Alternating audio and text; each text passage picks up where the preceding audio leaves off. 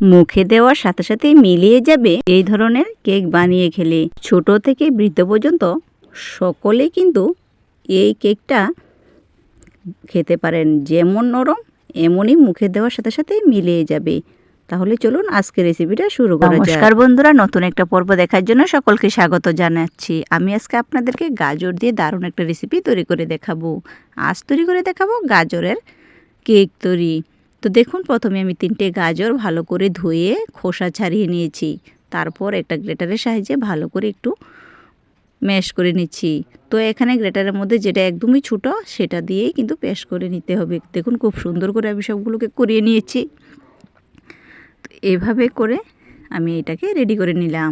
তারপর একটা বল নিয়েছি, বলের মধ্যে দিয়ে দিচ্ছি মেজারমেন্ট কাপ মেপে 2 কাপ ময়দা।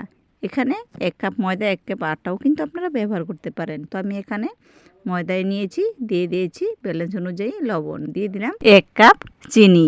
এখানে 2 কাপ ময়দার মধ্যে 1 কাপ চিনি ব্যবহার করতে হবে। সঠিক মাপ সহ যদি আপনারা তৈরি করেন তাহলে কিন্তু খুব সহজে কেকটা বানিয়ে নিতে পারবেন। এখানে আমি এখন অল্প অল্প করে দুধ মেশাচ্ছি। তো ব্যাটারটাকে দুধ দিয়ে আমি একটা হ্যান্ড বিটারের সাহায্যে গুলে নিচ্ছি। তো দেখতেই পাচ্ছেন এখানে 1 কাপ দুধ দিয়েছি, হয়নি, তো আমি আরও 1টা কাপ দুধ এখানে ব্যবহার করলাম।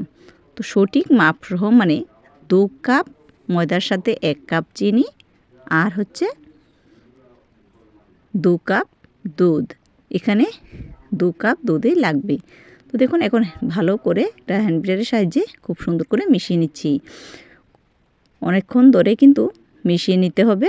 আর এর মধ্যে দিয়ে দিতে হবে মেজারমেন্ট কাপ মেপে 1/2 কাপ সাদা তেল। এখানে কিন্তু সরিষার তেল দেওয়া যাবে না, সাদা তেলই দিতে হবে। তো দেখুন সাদা তেলটা দিয়ে ভালো করে এখন মিশিয়ে নিতে হবে যতক্ষণ না তেলটা ওর সাথে মিশে না যায়। খুব সুন্দর করে কিন্তু মিশিয়ে নিতে হবে। যত মেশাবেন ততই কিন্তু কেকটা একদম ফ্লাফি হবে। এর মধ্যে আমি এখানে দিয়ে দিচ্ছি 1 চামচ বেকিং পাউডার আর দিয়ে দিতে হবে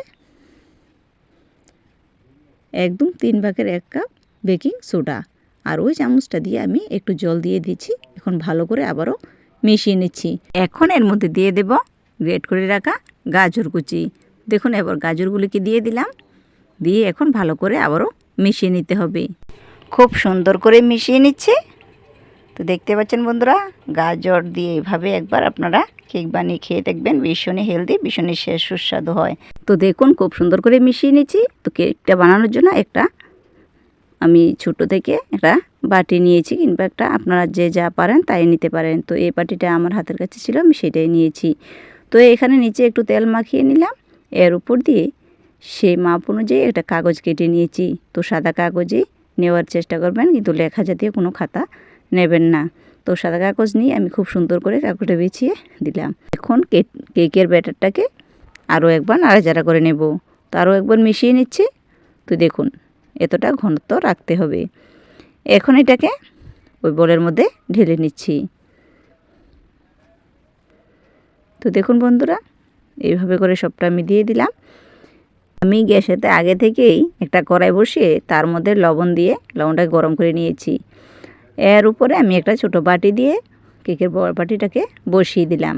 তার উপরে ঢাকনা দিয়ে দিলাম। তো মিনিমাম আমি ফিরে আসব 20 মিনিট পর।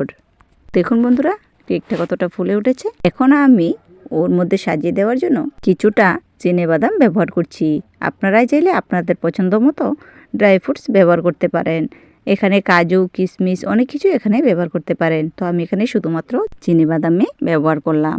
তো দেখুন কতটা ডবল হয়ে গেছে। আরও 10 মিনিট আমি ঢাকনা দিয়ে রেখে দিয়েছিলাম। তো দেখুন বন্ধুরা টোটাল 30 মিনিট হয়েছে। 30 মিনিট পর আমি চেক করে দেখলাম যে ভিতরটা কাঁচা আছে। সেই জন্য আমি আবারও ঢাকনা দিয়ে আরও 10 মিনিটের জন্য রেখে দিয়েছিলাম। এবার কিন্তু পুরোটা পারফেক্টভাবে তৈরি হয়ে গেছে। এখন গ্যাসটাকে আমি বন্ধ করে এটাকে নামিয়ে ঠান্ডা করে নেব। তো বন্ধুরা আমি এই প্রথমবার গাজর দিয়ে কেকটা বানিয়েছি। আপনাদের কেমন লেগেছে অবশ্যই কিন্তু একটা কমেন্ট করে জানাবেন। আমার এই কেকটা বানাতে 40 মিনিট সময় লেগেছে। আর দেখুন কি সুন্দরভাবে বাটি থেকে নামিয়ে নেওয়া যাচ্ছে। এখন ঢাকনা দিয়ে আমি উল্টে নিচ্ছি, দেখি কি হয়। উপর দিয়ে হাত দিয়ে একটু হাঁড়ির মধ্যে একটু বাড়িয়ে পড়লেই কি সুন্দরভাবে কেকটা নামিয়ে নেওয়া যায়। দেখতে পাচ্ছেন বন্ধুরা, নিচের জায়গাটা একটু দাগ পড়ে গেছে, মানে কাগজটা দাগ পড়ে গেছে, কিন্তু উপর দিয়ে কিন্তু একদমই লোভনীয় হয়েছে। বন্ধুরা খেতে কিন্তু অসাধারণ হয়েছে।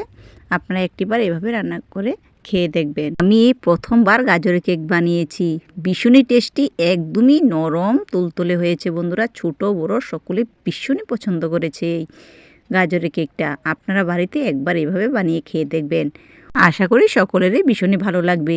এই গরম গরম কেকটা কেটে নিচ্ছি তো সেই জন্য হাত দিয়ে ধরতে পারছি না, ঠান্ডা করার কোনো টাইমই পাচ্ছি না। সবাই এসে পার্টি নিয়ে বসে আছে খাওয়ার জন্য। কি করব, গরম গরমে কেটে তারপর তাদেরকে দেওয়ার জন্য তৈরি হয়ে গেলাম। দেখুন এতটা নরম, মুখে দিতে না দিতেই মিলিয়ে যায়। একবার বন্ধুরা এভাবে রান্না করে খেয়ে দেখবেন। তাহলে বন্ধুরা আজকের জন্য এই পর্যন্তই, দেখা হবে নেক্সট ভিডিওতে। সকলে ভালো থাকবেন, সুস্থ থাকবেন, ধন্যবাদ।